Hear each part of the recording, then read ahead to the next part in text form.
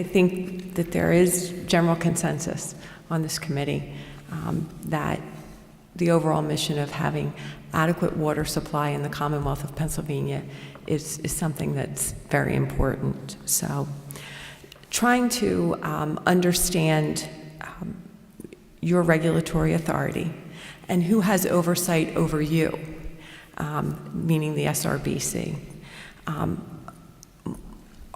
Does the Independent Fiscal Office have any type of review over the SRBC and its regulations? No.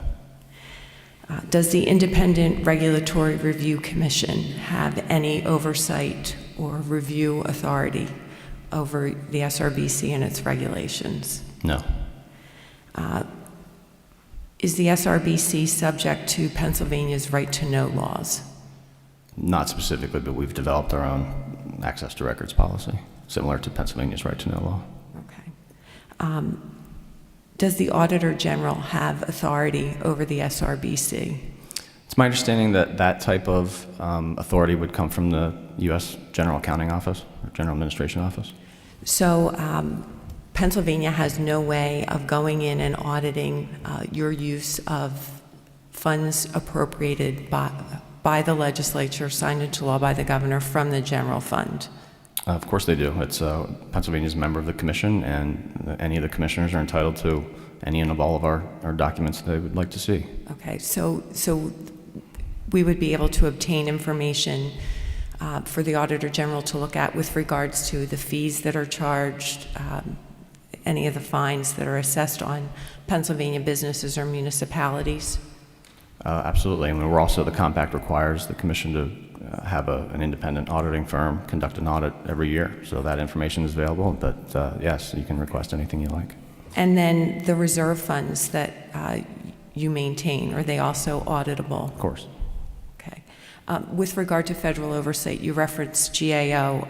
Are you also subject to FERC?